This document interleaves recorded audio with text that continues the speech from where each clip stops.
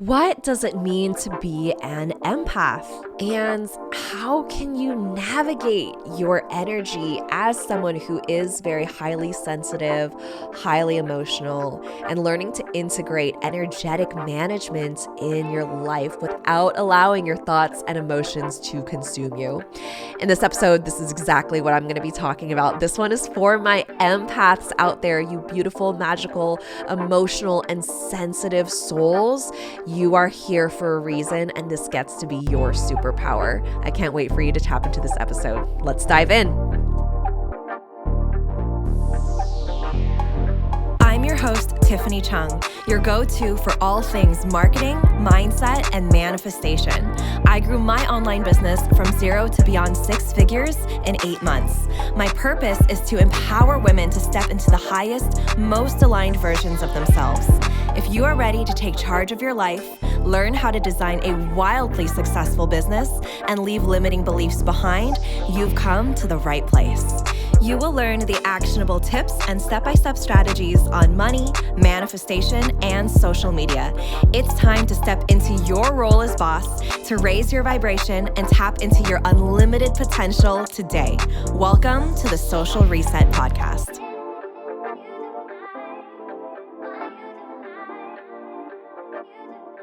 Hello.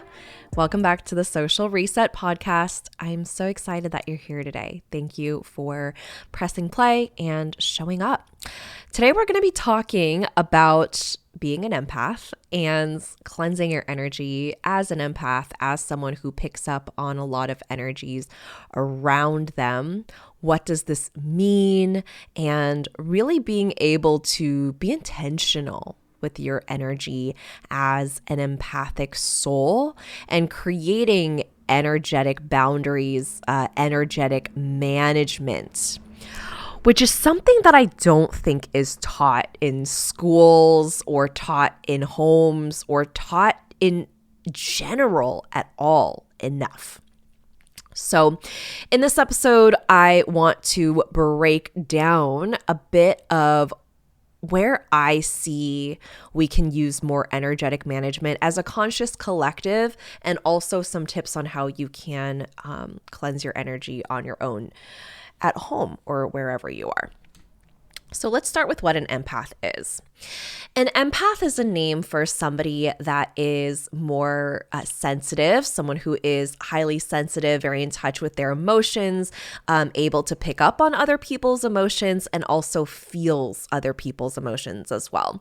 So an empath in human design normally has an open emotional center, so that sideways triangle on the right of your body graph is open.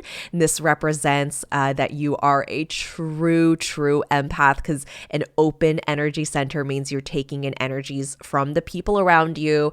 So if you are wondering if you're an empath, if you have ever been around a group of people that are very having like very low vibrational conversation topics, really complaining, being upset with their lives, really kind of bringing down the mood, or even intentionally wanting to hurt or bring down other people, you might pick up on this and start feeling some sort of reaction in your body, whether that's your stomach sinking or your chest tightening or your throat tightening up, or maybe getting a headache or feeling fatigued, feeling drained. For me specifically, it gets hard to breathe. Like I can't take a full breath, and then I start getting these sinking feelings in my stomach, or my chest starts to tighten, sometimes all of them at once if I'm feeling super uncomfortable. This also shows up for people when they, especially I see this with coaches. So if you are a coach or you are going to become a coach, learning how to cleanse your energy is going to be crucial. I'm going to walk you through a couple of different things that I do to cleanse my energy, and some things that you can incorporate as well. So after a coaching call, I typically like to kind of shake my body out.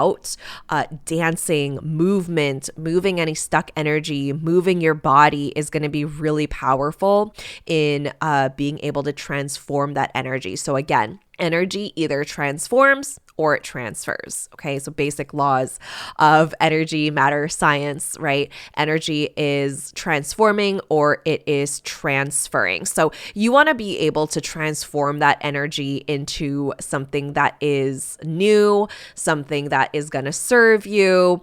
If you have an open head center and an open emotional center, or either or, got a couple of open energy centers in your human design where you are picking up on energies from the people around you, you do want to make sure that you're spending some time after calls, after you're spending time with people, and really being able to create that time for yourself and also to cleanse yourself of others' energies. So something that I like to say while I'm shaking out my body, shaking out my hands, my arms, my feet, is I release any energy that does not serve me. I release any energy that is not mine. I release any thoughts that do not belong to me. There's so many of us that walk around every single day with stress and anxiety and fear and all of these thoughts in our heads that don't even belong to us, right? We pick them up from people around us, or someone brushes into us in the grocery store in a huff, right? Or someone cuts us off in the middle of the freeway, and then, you flip them off, and then they're brake checking you, and all this energy is transferring into one another, and it's not energy that serves us. So being able to learn how to cleanse your energy and also learning how to manage your energy. So last thing I want to share about cleansing before I move into managing is you can also cleanse your energy with Palo Santo. I like to also use incense sticks to kind of fill up the room. I love to sit in stillness and meditation. You don't have to have a guided meditation on, although you certainly can. I love them. I use them pretty much every single time. You can literally just sit in stillness, stare at a wall, stare out the window, and just spend some time intentionally not working or not doing and just being. And that can be your meditation practice, right? Just breathing in, deep inhale, loud audible exhale, doing that a couple of times and just cleansing your energy. This can also be going out, getting into nature. So even if it is just a couple of minutes, or you are just taking a little bit of a nature hike, or you're just laying out in the patch of grass in your backyard like I do, is a good way of cleansing your energy. I also bought a personal trampoline on Amazon for I think like no more than $30, and I just bounce on it. It's called rebounding. I bounce on it for a couple of minutes, and if you do it long enough, you actually work up a sweat. So you could just call that your exercise for the day, or a warm up, right? Exercise is also a great way to cleanse energy, move your body around. Anything that you're doing to move your energy, move your physical body, is really powerful. So yoga flows is really, really great for this as well.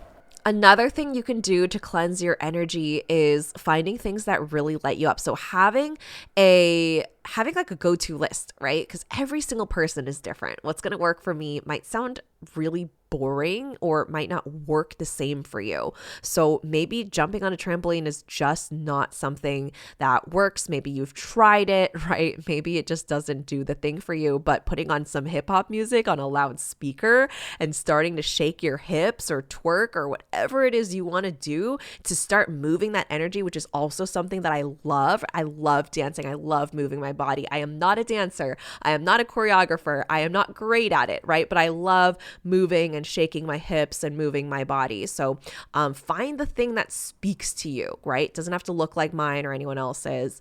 Find something that feels really good to you and just brings joy into your life. That is your version of joy. I also like incorporating salts. So salt is very purifying, and I do a lot of Reiki. I do a lot of energy healing for my clients. And so I have to cut cords, which is another thing that you can do that I'll talk about in a second. But I will wash my hands with salt, and that's very purifying, and it helps me to cut any energetic cords. So cutting cords is something that you do not because you don't want somebody in your life or a specific, experience or occurrence, even though that can be the case.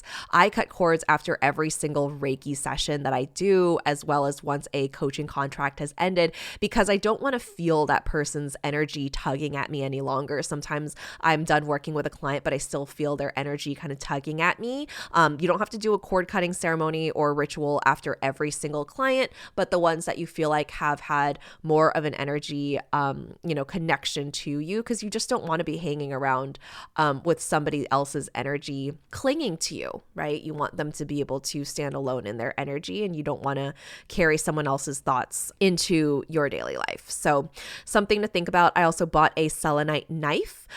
Selenite is a crystal that charges other crystals. It is extremely powerful. It's great for protection. So I got this knife off of Etsy, and I will kind of just brush it off on my shoulders and my body when I am cutting cords, and just saying out loud, I'm cutting cords with, this person. Might spend some time journaling on it if it's someone that I no longer want back in my life or I'm setting boundaries with. But if it is just a client, it'll just be, a quick thing to wrap up the session. Another thing to think about too, instead of a selenite knife, maybe that's not something that, you're drawn to, is dry brushing. So taking your hands literally in the shape of a brush, kind of keeping your fingers together and brushing it like an X in front of your chest and then off on your shoulders. So if anyone walks by, maybe you're very intuitive and you walk by someone who's just got really, really negative energy that's not serving you, you can be brushing. Brush when you get back in your car, or you're right there, wherever you are, is a tool you can use so that that person's energy does not transfer onto you.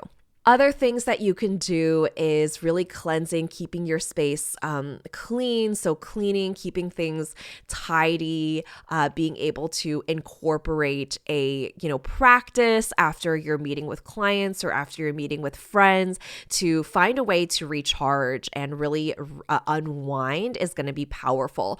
Also, knowing your social battery and how long you're willing to stay in social situations, whether that's hanging out with friends, meeting new people, going out, getting a drink, whatever it is that you do in social situations that serve you, knowing your limits and knowing your boundaries is going to be really powerful. So for example, I don't drink. It's a very, very rare occasion that I will drink. I really never get drunk. I have a couple of times in the past. I didn't drink until I was 21. I just don't like it. Alcohol lowers my vibration. It doesn't sit well with me. Don't really like being around drunk people. So I will have my own boundaries around what I am willing to take part in and what I'm not. If I've been out for a couple of hours, right? So like 3-4 hours, I will let people know that it's time for me to go home, be in my own energy. I always drive my own car so that I'm not relying on somebody else to get me home. Certain things that I do to kind of be really intentional, because I do know that there are some things that serve me versus don't serve me if I'm there for way too long.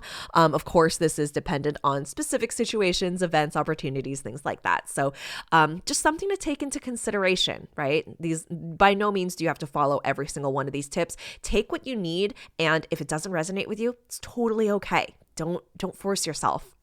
Something else that I am becoming so much more aware of now too as an empath is, I hear people say all the time, like, man, I wish I wasn't an empath. I wish I didn't feel so much. I wish I didn't pick up on everyone's energies. I wish. Like, why do I have to feel so much? Where there are some people that just go through life and they don't really feel much at all, or they feel, very little emotion or energy that they pick up from the people around them. Like a lot of empaths will say, man, I wish I was like those people.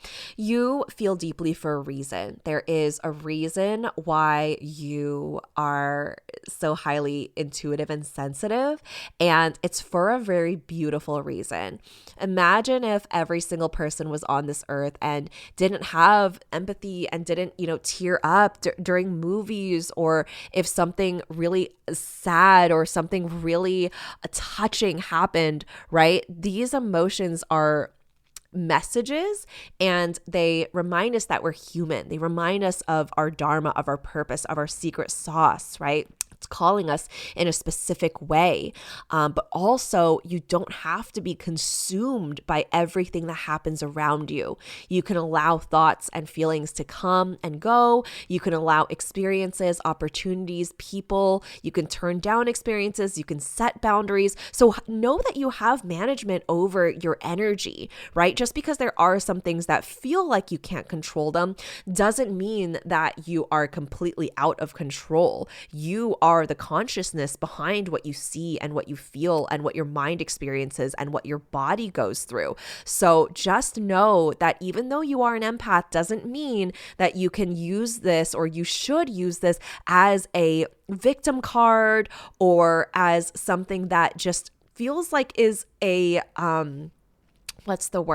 is a step back, or it's holding you back from anything, because it's only going to hold you back as much as you allow it to. If you allow this to be your superpower and you go, yeah, hell yeah, I'm an empath. I feel very deeply, but I also know how to cleanse my energy and manage my emotions. And I'm not using this as an excuse to not feel deeply or to not experience life the way that I'm meant to.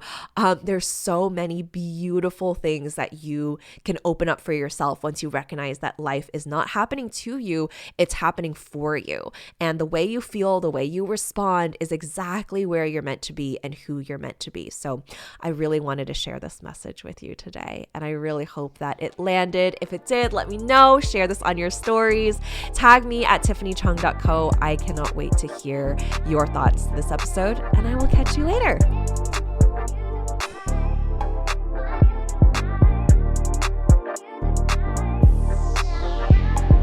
Thank you so much for tuning in, and don't forget to subscribe.